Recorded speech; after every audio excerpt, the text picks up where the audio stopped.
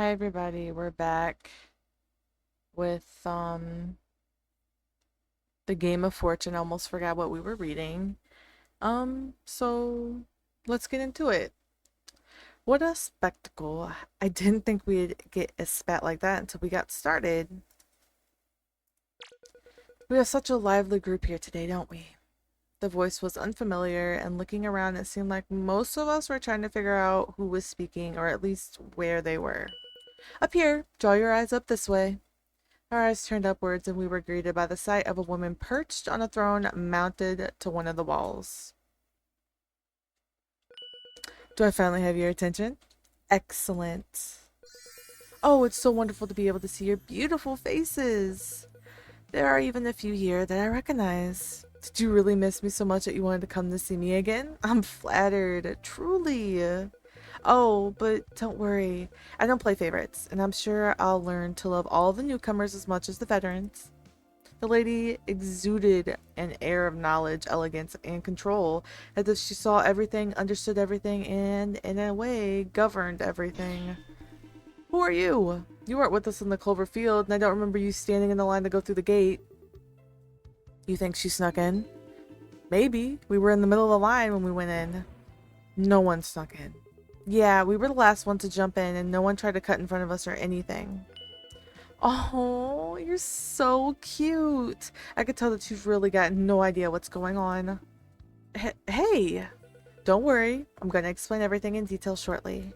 But suffice to say, I don't need to sneak into my own home, my own realm. Your own realm? Then are you the fourth divine? Is that what people are calling me now? It's fitting in a way, but also so tacky. Like putting diamonds in gold and then lining them with silver, only to dip them in chocolate. Sounds kind of awesome if you ask me. Bleh. Just way too tacky. You can call me that out there, but don't use that title in here, alright? Well, what would you like us to call you then?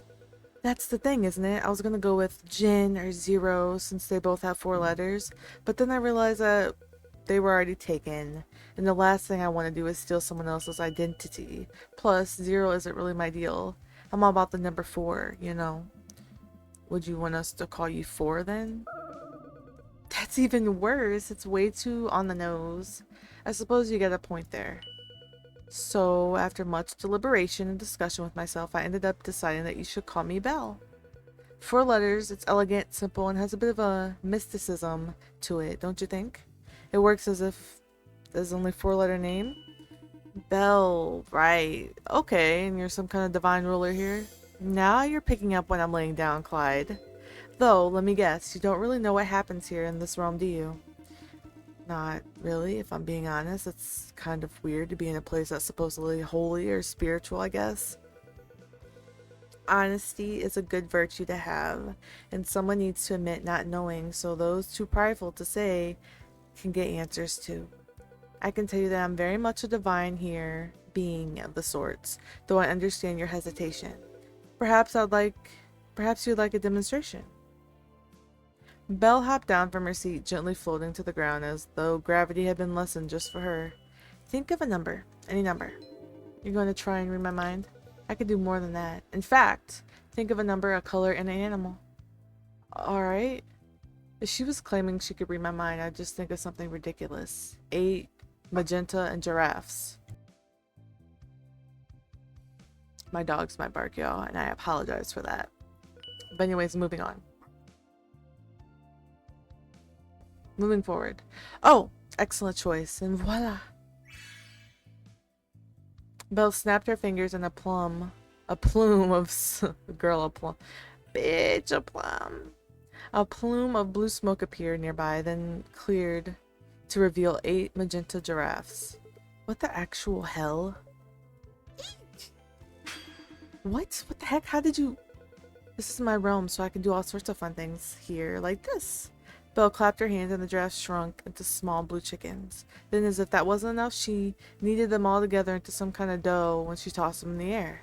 By the time she caught it, it had transformed into a fully cooked pizza. It was so ridiculous that I had to rub my eyes and stare in silence as she gingerly started eating a slice. And I can do way more than that too. I can fly, teleport from place to place, and oh, my absolute favorite ability is she stuffed her mouth and her words grew incomprehensible.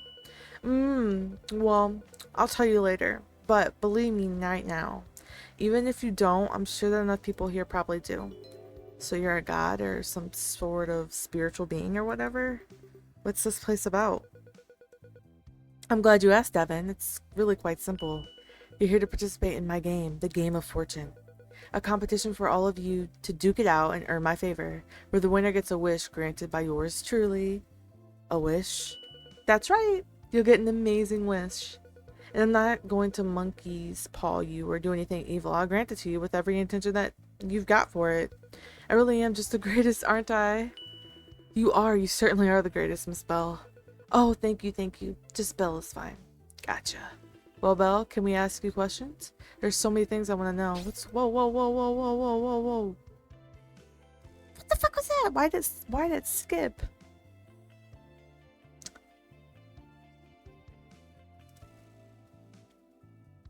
Here we go. Well, Belle, can we ask you questions? There's so many things I want to know about the Digit games. All of them, not just yours. And oh, I also want to know about this realm, its properties, and you're putting the cart before the horse now, aren't you, Willie? We haven't even spent the full 5 minutes here and you're already asking me about my private life. Tell you what, you win the game and I'll answer any and all questions you've got. Until then, everything is on a need-to-know basis, okay? I guess that's fair. You've got all your own rules and stuff to follow. So we'll be playing a game to get some wishes granted? That seems like a nice deal to me. What are the rules? There's certainly a lot of things I'd like to wish for if I had a chance. Wishes don't exist, idiot, and even if they did, I wouldn't trust someone acting like this with any of mine. Even after I've shown you, you're still doubtful, huh? Well, I suppose a mix of skepticism and belief is what makes life interesting. As for your question, Jade, I'll explain the rules quite simply. The Game of Fortune is a battle royale where one winner will emerge victorious and earn a wish of their choosing. We'll play for 4 rounds total, with each round having teams of 4 people, and in these groups you'll play a variety of games. After each round, exactly 4 players will be removed from the game. The final round will have exactly 4 participants fighting for victory, and the winner will, of course, be getting their wish granted. Seems straightforward enough. Starting from the first round, we'll go from 16 players to 12 to 8 to 4, and finally the one winner, 4 rounds of games. Such a lovely number, isn't it? But you hit the nail on the head. If you got that much down, then the rest will be a breeze to understand. Take a look over at the 4 doors over there. Belle pointed to 4 large doors, each numbered 1 through 4. Rule 1. 4 of you will enter one of these doors, starting with the first one, and will participate in a game. Exactly 4 people must enter, no more, no less, or I won't activate the game. Rule 2. Once the game has started, no other doors can be entered until the previous doors games have been completed. Rule 3. Each game will randomly selected from a category of 4 potential options, where applicable, and those options, I don't know that word, y'all. 2 versus 2, a team where one team of 2 will win and the other 2 of team will be disqualified. 1 versus 3, a game of powerful dynamics where either one player wins or the opposing team of 3 players wins. The losing side is disqualified. 4-player dilemma, a wild game with rules that can vary drastically. Sometimes it's cooperative, competitive, or a mix of both. This game can have anywhere between 0 to 4 winners and 0 to 4 players being disqualified. All for one, a competitive game where only one player may win, so it's everyone for themselves. May I ask a question? You may indeed. You said these game categories are randomly selected where applicable. What does that mean exactly? Oh, it just means that depending on the results of the previous game, some options might not be viable anymore. I'm sure the logic behind that is clear, right? Crystal, please continue. I shall. There's only one more rule to go over. Rule 4. Every game will have a fair chance for each player to win. No matter how unfair or dire things may seem, there's always a chance for victory. This rule does not apply to the last room, however. That's it. The rules are pretty simple, don't you think? Yeah, I mean, I guess. The woman dressed in green raised a hand as she looked over to the doors. What does being disqualified mean? Did we just sit and wait for the winner, or are we being kicked back out to where we came from? Oh yeah, I hadn't thought of that. When this is all done, you'll be bringing us back to the real world, I guess. Of course, I can't just have you staying here forever after all. As much fun as it would be to keep you all here, it's actually not in my best interest. And not really allowed either. Oh, but to answer your first question, Laura, about what happens when you're disqualified, it's really a simple thing. You die. Huh? Die? Hold on. I didn't agree to any kind of death game here. Yeah, that's ridiculous. We didn't sign up for this. But you kinda did. Coming into my realm means that you accept the part of the portion of my games. Scared of a little death? You're not gonna get far if you chicken out this early in the game. What? How are you so calm about this? Did you not hear what she just said? There can only be one winner, which means the rest of us are going to die. It doesn't freak you out? Nah, not really. What the hell is wrong with you? He's right, you're being completely ridiculous. I don't care if you're given the keys to the gates of heaven, so there's no way in hell that we're participating in anything like this. Oh, but you have no choice, dear Lilith. Everyone has to play. Lilith, maybe you should take a moment to breathe and calm down. Calm down? She's telling us that we're playing a game that could kill us, and I've got no intention of playing along. Let her talk, old man. She's gonna have to learn her lesson the hard way. I prefer it if she didn't. Fuck you. I can't believe you're all going along with this like it's normal. Really? You won't play a single game? Do you have shit stuck up your ears, or do you like to just be playing coy? You're making a bad move, lady. I wouldn't keep egging her on like that if I were you. Oh, what is this dear old goddess going to do? Punt my ass to hell? That's a fun idea, but why don't I just try this instead? Belle winked before snapping her fingers. I expected something to happen to Lilith, like she'd blow up or get engulfed in flames or her face or some kind of divine punishment. But instead, we all turned our heads when we heard a familiar voice cry out in pain. Ah! The woman's body was being constricted by a large snake, slowly curling and binding her until she's completely immobilized and lying helpless on the ground. Ah! Ah! Each of her screams slowly shortened as the snake continued to squeeze her, choking out of breath. Holy shit! What the actual fuck are you doing? Let her go! The red-haired woman ran over to the snake and tried valiantly to wrestle the beast off of the green-headed woman as best as she could. Can you stop watching and help me out? Right. I swallowed my fear and attempted to take a step forward, but Devin pulled on my arm and silently shook her head. It's not worth it, man. Somehow her words snapped out all the courage I had, and I felt myself freeze in a place as everyone else continued to simply stare. Fuck. It's gonna be okay, Laura. Don't worry, I'm gonna get you out of this. Laura continued to gasp for air as the snake constricted her, paying no heed to Lilith's attempts to prying it off. Then Belle simply stepped behind her and smugly placed a hand on Lilith's shoulder. Aww, look at Zizzy, having such a good fun with your sister. Oh, but she does tend to play a little rough. If you want me to remove her, all you have to do is agree to play to the game. You... The woman turned around for just a moment, meeting Belle's cocky smirk with a glare of pure fury. Fine, I'll play the game. Just get the snake off of her. Excellent. Belle snapped her fingers once more, and in a puff of smoke, the snake vanished, leaving Laura clutching her chest and taking heavy breaths as her sister embraced her. Hey, I'm here, Laura. It's gonna be okay. Just breathe. Just take deep and steady breaths. Shit, man, we haven't even started playing yet. Things are already hectic. It's gonna be one hell of a game. I looked between the skateboarder and the red-haired woman, and I wanted to punch the bastard right in his mouth for all the horrible things he said. But with Devin anchoring me, I did nothing but ball my fists by my side. Wonderful. And with that out the way, I think we're all ready to participate. You all understand the rules, yes? No other questions that need to be answered before we begin? This was real. I wasn't having some sort of nightmare. I'm gonna have to play through a bunch of death games just to survive. Christ, what the hell am I supposed to do? I'm not ready for something like this. Fuck. No, stop. Don't fucking panic. Especially not with Devin right here. You've got to at least act like you got your head on right. Take a minute to calm down and think things through.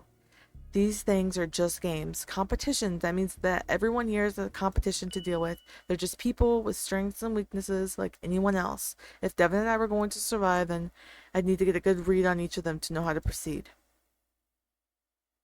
So I took a step back and remembered what happened right before we arrived.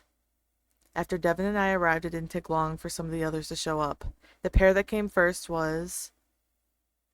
That's right, these two. This is the place, huh? It's quite beautiful, don't you think? In a stranded survivor sort of way, I suppose. Right. Whoa, look at these ladies. They got a nice mushroom aesthetic going on. Cottagecore. They could pass for modern day Mario and Luigi. I doubt that they're plumbers and they're not wearing overalls. Don't have the hats either. Nope. Well, don't just stand there. Go and say hi. Why do I have to do it? Because you're standing up and I'm sitting down, and that means I'll take a few extra steps to actually get up and walk over there. Or I could yell. Do you want me to yell? You wouldn't. Hey, mushroom ladies! Everyone tensed up at Devin's sudden scream, and the woman with the green hat nearly collapsed onto the ground. The redhead one, in turn, balled up her fist and approached us. What are you doing? Starting conversation.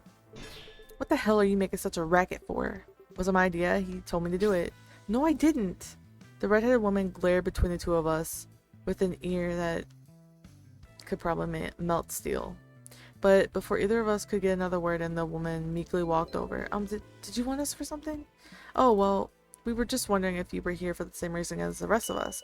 Oh, for the Digits of Eden Treatment Center? Did someone refer you here too? Refer? I didn't know that there was a referral system. I just won it through a raffle. Oh, I didn't know they had a raffle for this. Someone suggested that I should try this place. Ah, but where are my manners? My name is Laura Ophio, and this is my sister, Lilith Ophio. And I'm only here because my sister needed a +1 or something like that. Lilith and Laura Ophio, the first two people that we met.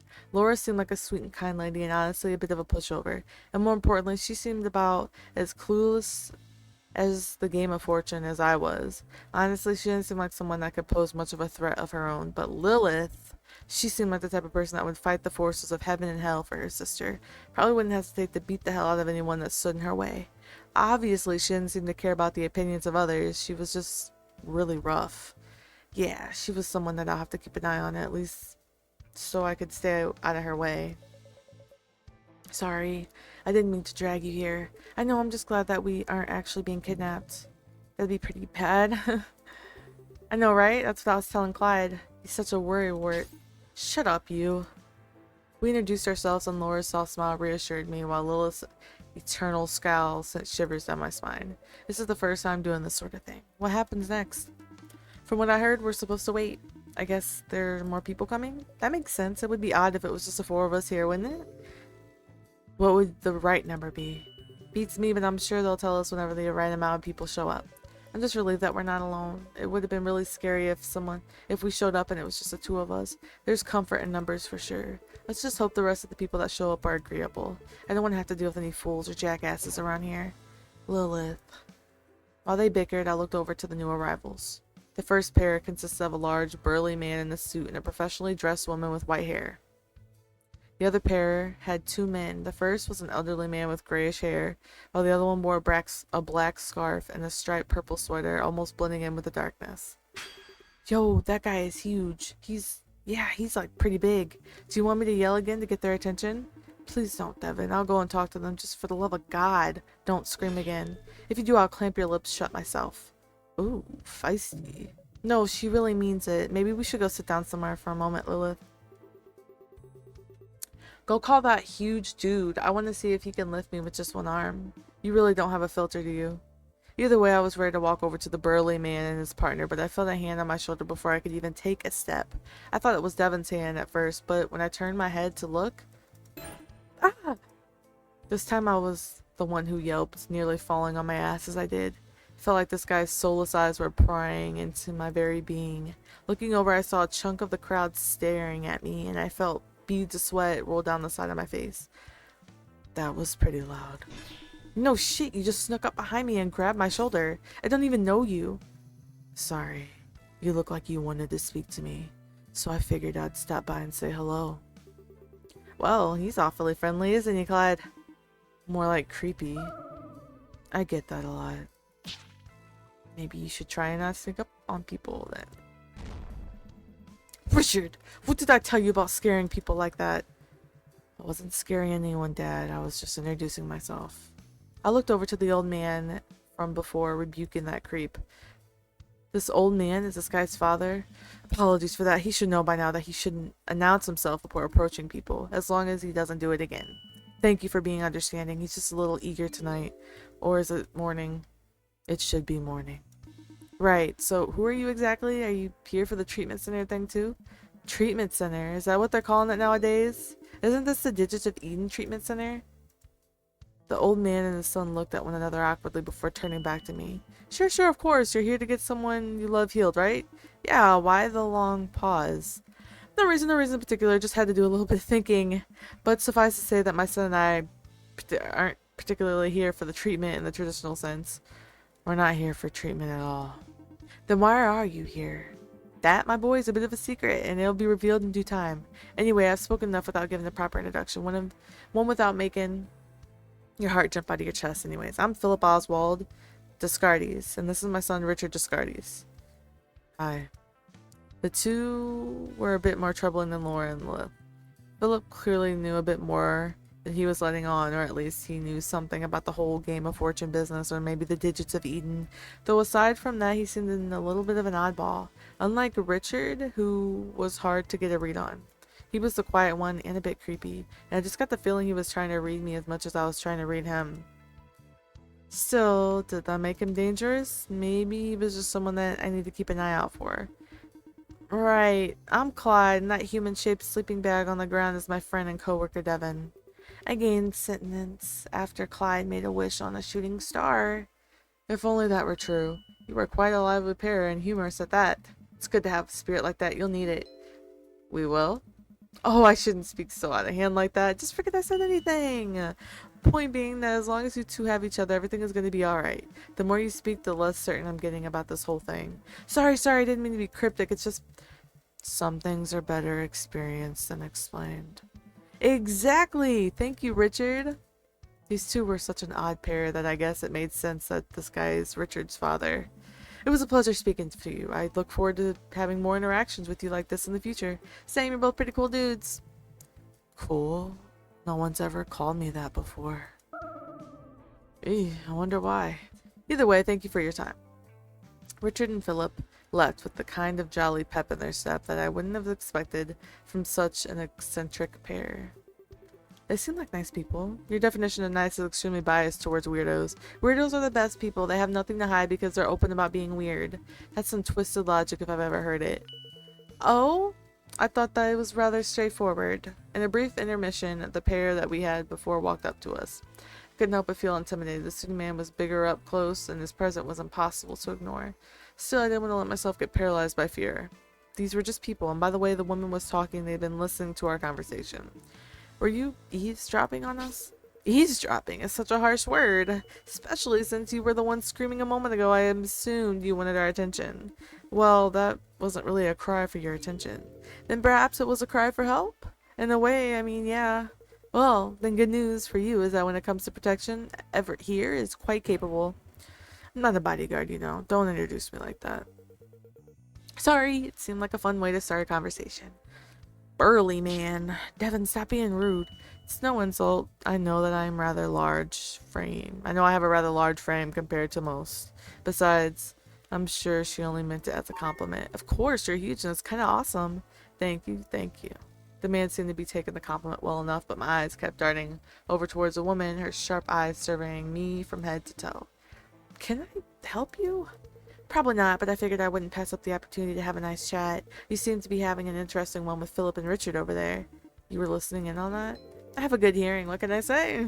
Since you seem to know so much about us, the least you could do is, tell us your name, maybe? Oh, I don't know any more about you than what you said out loud. But anyways, you can call me Teresa Reinhardt. And the big guy? Did you hear me before? I said his name. I was distracted. I don't remember what you said. Tisk, tisk. You need to keep your ears open. It's fine. My name's Everett Cordoza. I'm an accountant. Money and muscle? You got it all, don't you? Well, my life's not perfect. I've certainly got a lot of things under control.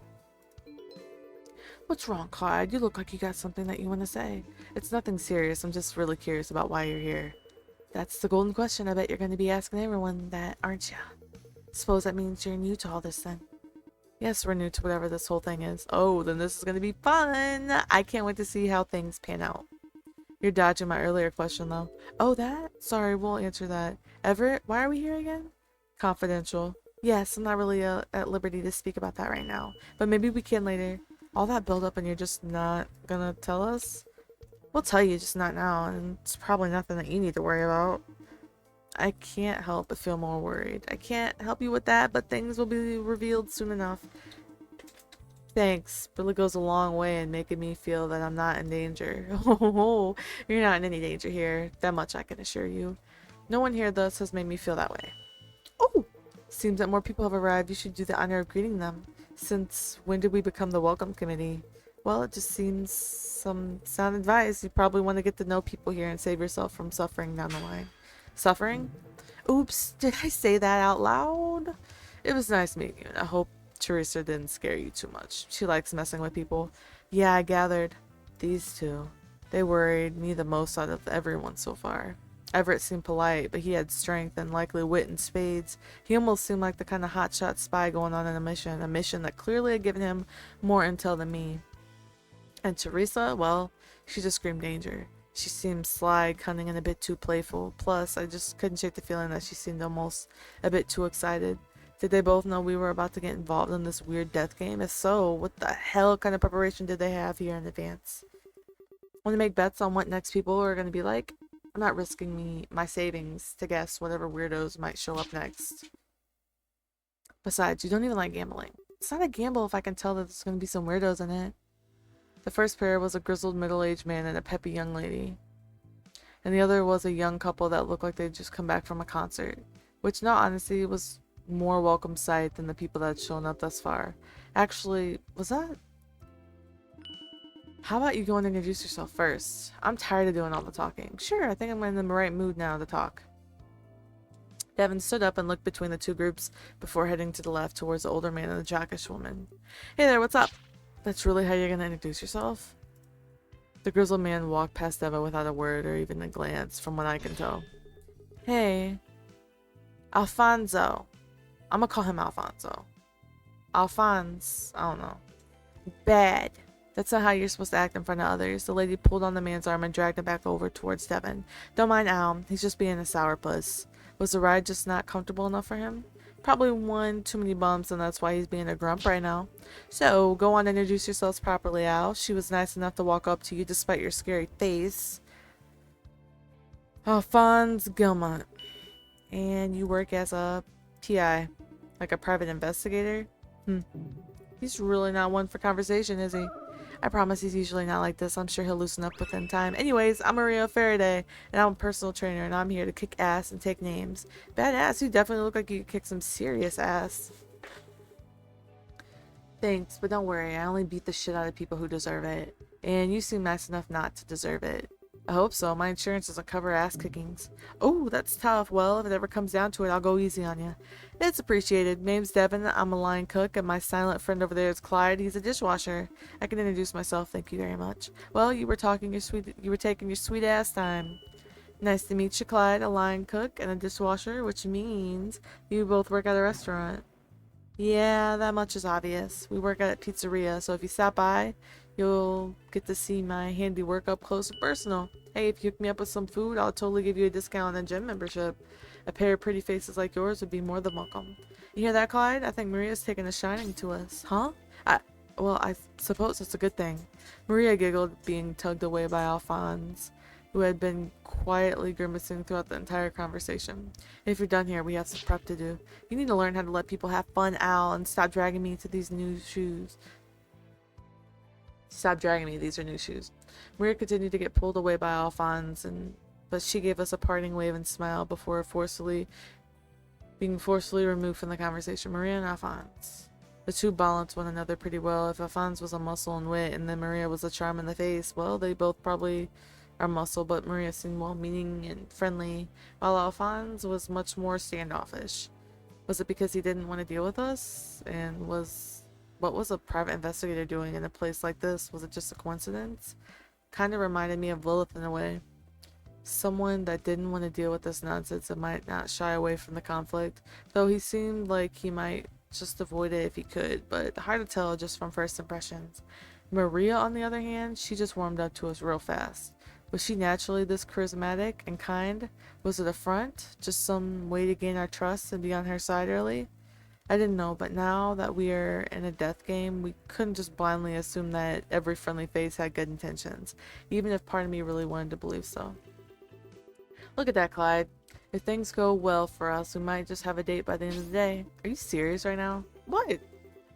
Were you not getting the same vibes that I was right there? She was offering us a discount at the gym. She totally digs us, or at least one of us. Probably me. She's probably just flattering you so you'll go over to the gym she works at and pay up. I think it's worth it if you mean it. I get to go on a date with someone as cool as her. If you manage to stay committed enough, that is. Psst, like you weren't interested either. Anyway, you're right. I should totally take the lead in these conversations. It's way easier than watching you fumble around. I do not fumble. Sure, keep telling yourself that. Watch and learn. I'm gonna go and chat those two over there. With confidence and stride, Devin walked up to the other pair, who seemed to be absent-mindedly tapping away at their phones. Weird, we couldn't get any reception here, so what are they doing with their phones? Before I could ask myself, Devin had already called for the pair's attention. Can we help you? Yeah, look, I'll try and make this as direct as possible. My friend Clyde is totally into you and would like your number. What? What? Both me and the guy with dreadlocks looked at one another. At this rate, people were gonna know me as the loudmouth guy that couldn't help but scream every 5 minutes. Whoa, whoa, whoa, that's not true at all. But you were saying so many things about her, Clyde, and like how pretty she was, and I shoved my hand over Devin's mouth before she could say anything else that made me look like an idiot. But of course, the damage was already done. Hey, what's your deal, man? You think you just walk up to her like that and ask her for a number like it's okay? No, like I said, it's a misunderstanding. And Devin, I don't want to hear any of your excuses. You don't know her, and you're just gonna ask her for her number? Hey, man, seriously, if you just calm down for a second, I can explain. Calm down. Calm down. I'll calm down when your jaw is busted and broken. The man grabbed me by the collar and raised the fist into the air. I winced, anticipating a painful blow to my face, but right as he started to swing down his hand, a voice rang out. Zeph, cool it. It was clear, sharp, and precise. Enough to keep this man from going any further, and he let me go. I glared at Devin, who looked apologetic, considering I almost got my jaw broken because of some dumb joke she wanted to make to a bunch of strangers. Sorry about that. Zeph's a little overprotective when it comes to matters of the heart. Go on, apologize, Zeph. It's the least you could do after you almost punched this guy over a joke. It was just a joke? Of course it was. Do you really think that someone would just ask for my number out of the blue like that using their friend? You two are friends, right? Currently we are. I'm starting to question if it's going to stay that way. Sorry about that. Kishi gets a whole bunch of creepy fans who try and get all up in her business. Sometimes I just like to knock some sense into them when I get a little too forward, you know? Fans? Actually, now that I wasn't being held up by the collar, these two seemed a little familiar. Kishi, Mistwalker, and Zeph Sphere. Oh, so you are a fan then. So I do need to beat the crap out of you. Hold on, hold on. I'm not a fan exactly. I just know of you. So are you saying that you're too good for Kishi's music? Dude, can you just ease up a bit and just let me talk? Alright, alright. Finally, I was just trying to say that I know of her because I've heard of the band online. You're the drummer for the Primordials, right? That's right. Ever been to one of our concerts? No, like I said, I've only heard your stuff in passing. The music's great and all, I just don't go to concerts. Cool, I'm just glad that you're not one of those overzealous fans. Otherwise, I might actually let Zeph beat the snot out of you. Well, I guess that's good news for all of us. I'd rather not get my knuckles bloodied today. If I can help it, it wouldn't look good on my photos. Photos? Come on, you said my full name, so you gotta know who I am, right? But yeah, you're the skateboarder Zeph Sphere, but I only know you by your relation to Kishi. You know, you two dating and all. Aside from that, I don't really know much else. You really don't know who I am? He's an influencer, Clyde. I mean, sure, he's a skateboarder, and he's bringing the sport back into the public light, but he's more or less known for his endorsements. Still, it's kind of weird. I wouldn't have expected the two of you to be here. Like, you're both probably rich, so you can't just, like, you know... Can't you just pay for whatever treatment you need? Treatment? What the heck are you talking about? Never mind, I feel like I'm going to talk to myself into madness if I keep asking the question. You've probably got a lot of reasons for being here, right? That's right, but we don't really feel like going into detail about it. Isn't that right, Zeph? Yeah, we got our reasons for keeping Mum. You probably don't have a reason to worry unless Zeph leaned in closer, staring me in the eye for a few seconds before leaning back. Never mind, you probably not with them. With them? Don't worry about it. You probably have no idea what I'm talking about. Alright, if you say so. Anyways, it was nice meeting you two. Maybe with all this is done, I'll give you my number so you can catch one of our concerts, assuming that we're on good terms when all this is over. Sure. I think I'll pass. The last thing I want is for Zeph to get the wrong idea. Zeph and Kishi really wouldn't have expected two celebrities to actually show up at a place like this. And they certainly knew what was going on here. It's almost like they weren't really trying to hide it. They just weren't explaining it at all. So what did that mean? Why the hell were there two celebrities in here knowing about death games and almost nonchalant about it? Did they have a death wish?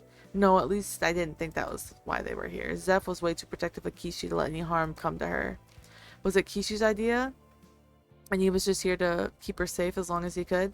I mean, Kishi did have a bit of a sway over him, and she seemed completely at ease, almost relaxed when we talked. Was it because she knew something that we didn't? Hard to say for sure, but if they were prepared, then that meant that they might have ideas for the death games, what might pop up.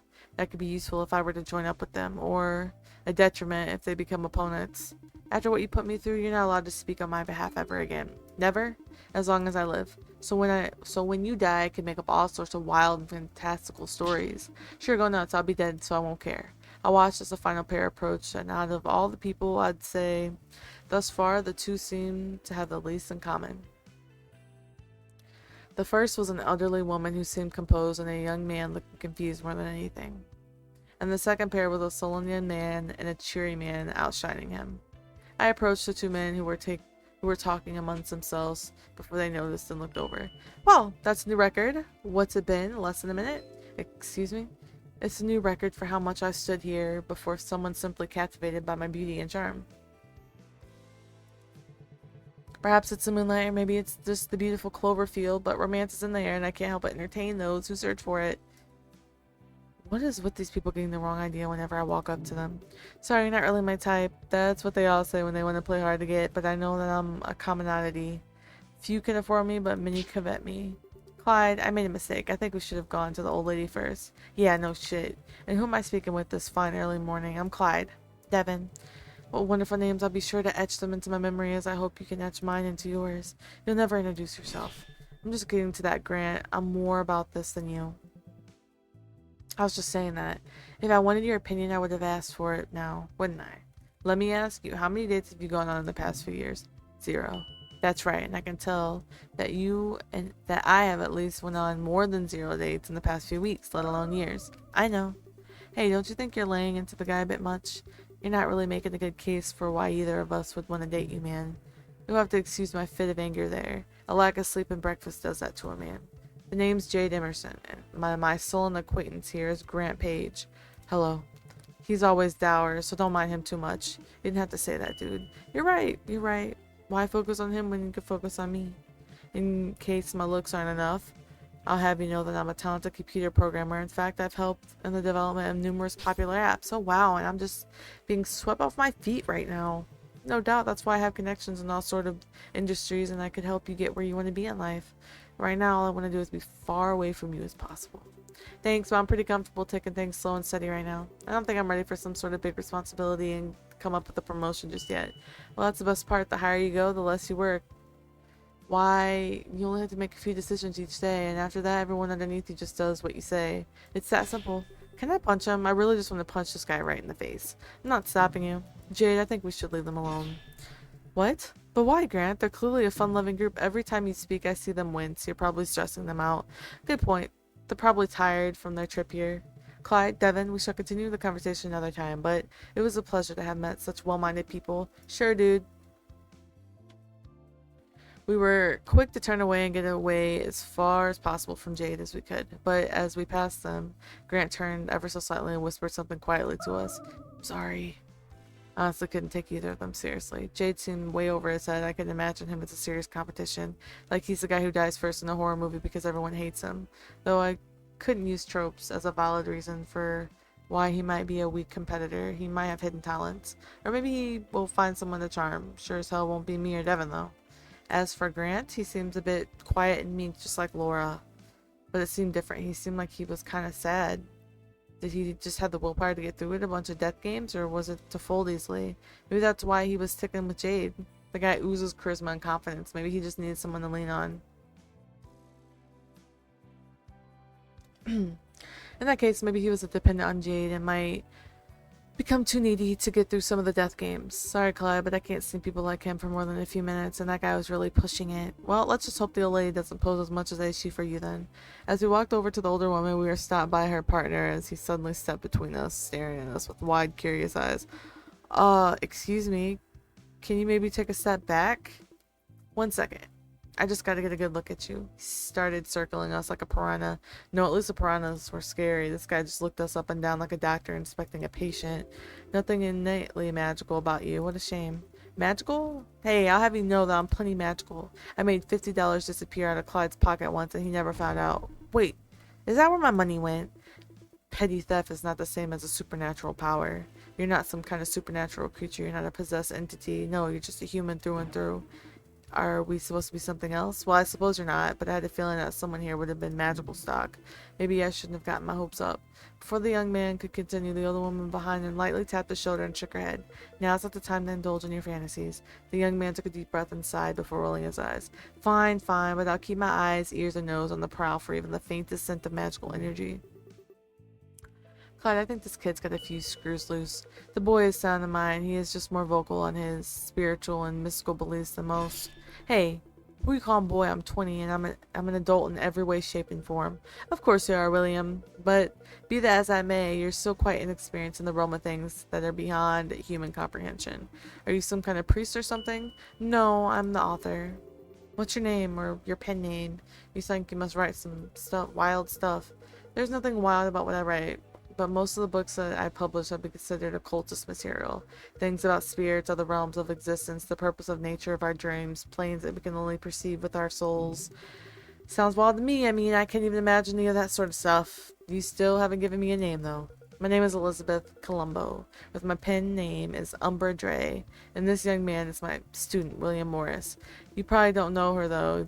You two don't look like the types that could afford the stuff she writes, but you don't even know where you could find it. What does that mean? It means that you'd have to buy it on the Starlight Market, which is hella expensive and you two don't look that rich. And what in the world is the Starlight Market? It's a section of the black market meant for occultist and magical stuff. You can buy the Ashes of Vampire, a book that translates Fae text into human language, amulets, and stuff that will let you dream in other realms. Wow, no wonder I haven't heard of that stuff. Sounds like a total load of bull. It's not bull, it's mystical and it's spiritual. You tell them, Elizabeth. You can't force someone to believe in something. It's difficult to convince people of something that sounds so fantastical. I can't say that word now. I said it before, I can't say it now. Typical. But if that's the case, then why the heck are you here? Is there something mystical about this whole place? Don't get me wrong, it does have a pretty chill, relaxed vibe, but I don't see any fairies, pixies offering me acorn tea. Are you serious? You don't know what this whole place is about? It's a treatment center? Are you an idiot? A treatment center? Where? Do you see any buildings or doctors nearby? If you thought this place was some sort of treatment center, then there's something wrong with your head. Maybe you accidentally walked through a field of brainjackers. Elizabeth, I don't know if these two are safe to hang out around. They clearly don't know what they got themselves into. Well, what the hell have we gotten ourselves into since you're so smart? Simple, this place is where... He is silenced again as Elizabeth put her hand on his shoulder and brought a finger to her lips. Hush, child, you won't have to convince them of anything soon enough. Am I the only person who doesn't find all this cryptic messaging a little alarming? I understand why you might be alarmed or uncomfortable, but I can assure you that you're in no danger. Yeah, honestly, couldn't have picked a better or safer place to have this whole treatment thing or whatever you call it. But this is all of what would be best understood through experience, suffice to say, and it would take longer to explain everything than to simply wait for it to start. That's not a satisfying answer. William, tell me what you were about to say before she cut you off. No, she's right. You'll understand more once you're in the game. In the game? William. Oh, sorry, I spoke when I shouldn't have, huh? Well, you got that much at least. You'll figure it out. Figure the rest out once things get started. A game? What the hell are you talking about? Are we playing the world's most obscure game of hide and seek? We might. What does that mean? Stop talking in riddles and just tell me what's going on. Ugh, William is a goddamn annoyance. Cocky, hard-headed, acts like he knows everything. I can't imagine this guy getting far in the death game. Unless he's just acting like a fool, in which case good on him. If not, then he's gonna need some serious help to get anywhere. Which is probably why he's paired up with his teacher, Elizabeth. She seems wise, and like so many other people here, seems to be keen on keeping some secrets. Chances are that she knew about the Game of Fortune beforehand as well, so what? She didn't want us scared? What does an old lady get out of this being in the dark of anyone that matters? Plus, there was that weird thing about her works being on some starlit market. Obviously, these two knew a thing or two about occultist material. But on the bright side, they both had exploitable weaknesses. William and his overconfident, cocky nature, Elizabeth with her old frail body. It might be rude to look at them purely for their weaknesses, but I need to ensure my survival through any means. Yeah, and then we got put into the ceremony section. A lot of variable threats and nothing that's impossible. Even so, maybe there's a way that I can... Hey, Clyde. Huh? And we're gonna stop there. Thanks for watching. We got a little background on each character, got to know their, weaknesses, their strengths. And I will be back with this later. Thanks for watching.